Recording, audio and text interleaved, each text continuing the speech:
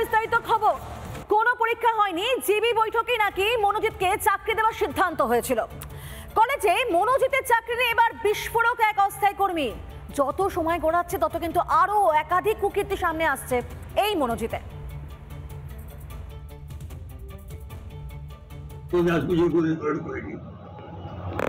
আমি আজকে কোনো চাকরি করিনি। এটা আমাদের দরকার ছিল, আমাদের অ্যাপ্লাই করেছে, কোনো রিকমেন্ড করিনি।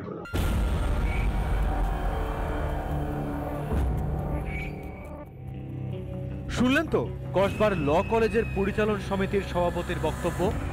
তিনি নাকি কারুর নাম সুপারিশ করেননি কলেজে অস্থায়ী কর্মী হিসেবে। যদিও এরপরে রিপাবলিকের হাতে চলে আসে অশোক দেবের সই করা মনোজিতের নিয়োগ বিজ্ঞপ্তি।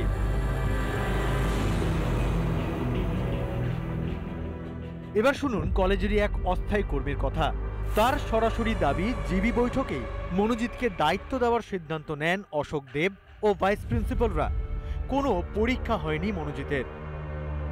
রিক্রুটমেন্ট হয়েছে, জিবির মাধ্যমে হয়েছে। জিবির মাধ্যমে হয়েছে? হ্যাঁ।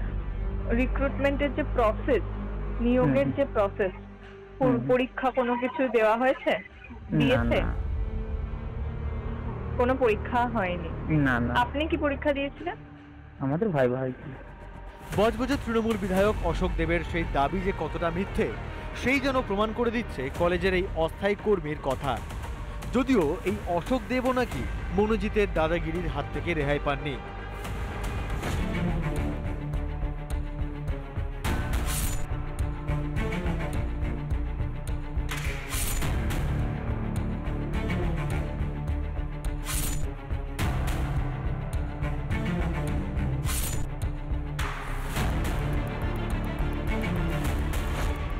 এইভাবেই দিনের পর দিন ধরে কলেজ ক্যাম্পাসে মনোজিতের দাদাগিরি।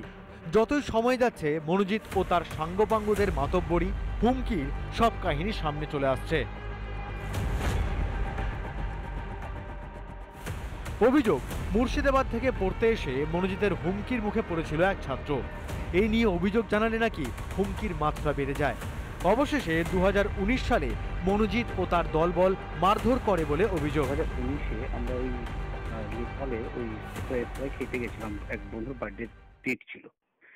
তো সেই সময় আমরা ফেসবুক লাইভ করেছিলাম এবং ও আমাদের লোকেশনটা জানতে পারে যে আমরা এই লোকেশনে আছি। নিয়ার বাই বাড়ির আশেপাশের কিছু গুনস নিয়ে অ্যাটাক করে। বেলাগাম দৌরাত্ম। কসবার ঘটনায় চলতি চাপানোত্তরের মধ্যেই সোমবার থেকে খুলতে শুরু করেছে কলেজ। পরবর্তী পরিস্থিতিতে বদলাচ্ছে কিছু নিয়মও। এতদিন কলেজের দুটো গেট দিয়ে প্রবেশ করা যেত, এবার থেকে শুধু একটি গেট দিয়ে ঢোকা বেরোনো যাবে। রিপাবলিক বাংলা।